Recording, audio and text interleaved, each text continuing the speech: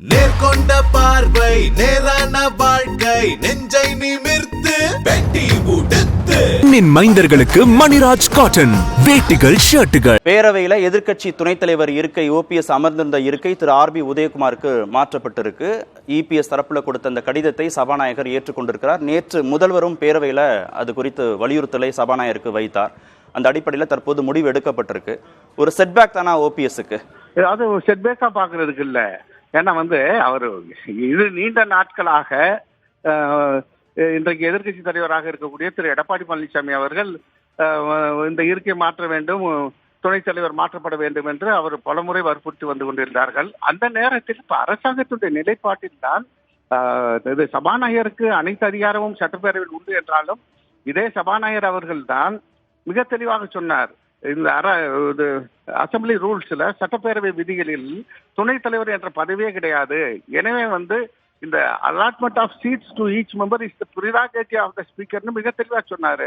More over அது திரு அண்ணன் OPS அவர்கள் முன்னாள் முதலமைச்சர் என்ற வகையில் அவருக்கு some priority has to be given, privilege has to be attached மிக தெளிவாக பேரவைத் தலைவர்கள் சொல்லி வந்தார்கள். அந்த நிலைப்பாட்டில் உறுதியாக இருந்தார்கள். ஆனால் இன்னைக்கு நாங்கள் அரசியல் ரீதியாக என்ன பார்க்கணும்னா, திரு இபிஎஸ் அவர்கள் ஏதோ பிஜேபி அணியிலிருந்து விலகிவிட்டதை போலவும், ஆனால் தொடர்ந்து ஓபிஎஸ் அண்ணன் அவர்கள் அன்றிலிருந்து இன்று வரை என் நிலைப்பாட்டில் மாறுதல் இல்லை, நாங்கள் பிஜேபியுடன் தான் தொடர்கிறோம் என்ற ஒரு நிலைப்பாட்டில் அவர் உறுதியாக இருப்பதன் காரணமாக நேற்று தினம் முதலமைச்சர் அவர்கள் ஒரு உந்துதல் காரணமாக அரசியல் ரீதியாக உந்தப்பட்டு நேற்று அவரே பேரவைத் தலைவர்களை பார்த்து நீங்கள் மறுபரிசீலனை செய்யுங்கள் என்று சொன்னதற்கு ஒரு அரசியல் ரீதியான காரணம் இருப்பதாக நாங்கள் புரிகிறோம். ஒரு கட்சியின் எதிர்க்கட்சி தலைவராக யார் இருக்கணும், எதிர்க்கட்சி துணைத் தலைவராக யார் இருக்கணும் அப்படின்னு சட்டமன்ற உறுப்பினர்கள் கொடுக்கக்கூடிய கடிதங்கள் அடிப்படையில் அந்த மெஜாரிட்டி அடிப்படையில் தீர்மானிக்கப்படுது. அதை தான் திரு எடப்பாடி பழனிசாமி சபாநாயகருக்கும் வலியுறுத்துறார். இதுதான் மரபு, இப்படிதான் பின்பற்றணும் அப்படின்னு. தேர்தல் ஆணையம் அப்படிதான் முடிவெடுக்குது, நீதிமன்றம் அப்படிதான் முடிவெடுக்குது. பெரும்பான்மை ஆதரவு யாருக்கு இருக்குன்ற அடிப்படையில் இதுல பாஜகவுடனான கூட்டணி எங்களுக்கு தொடருதுன்ற அடிப்படையில் திமுக இப்படி ஒரு முடிவை எடுத்து விட்டார், ஸ்டாலின் அரசியல் உள்நோக்கத்தோடு முடிவெடுக்கிறார் அப்படிங்கிறதுக்கும் என்ன சம்பந்தம் இருக்கு?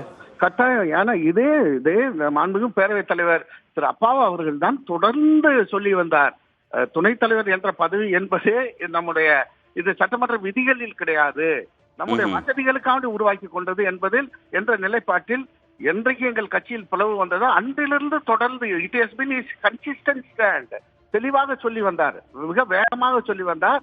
அந்த நிலையில் இருந்து இன்றைக்கு நேற்றைய தினம் முதலமைச்சர் அவர்கள் எழுந்து எதிர்கட்சி தலைவர் அவர்கள் திரும்ப வைக்கக்கூடிய அந்த கோரிக்கையை நீங்கள் மறுபரிசீலனை செய்ய வேண்டும் என்று சொன்னதில் நிச்சயமாக இது அரசியல் ரீதியாக பார்க்கப்பட வேண்டிய ஒரு விஷயம். இருந்தாலும் it is not at all a setback to OPS in his capacity as former chief minister. முன்னாள் முதலமைச்சர் என்ற வகையில் முன் வரிசையில் அவருக்கு மதிப்பு கொடுக்கப்படும்.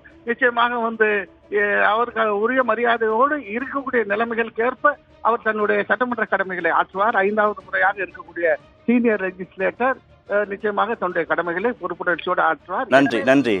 நேர்கொண்ட பார்வை நேரான வாழ்க்கை நெஞ்சை நிமிர்த்து வெட்டி உடுத்து மைந்தர்களுக்கு மணிராஜ் காட்டன் வேட்டிகள் ஷர்ட்டுகள்.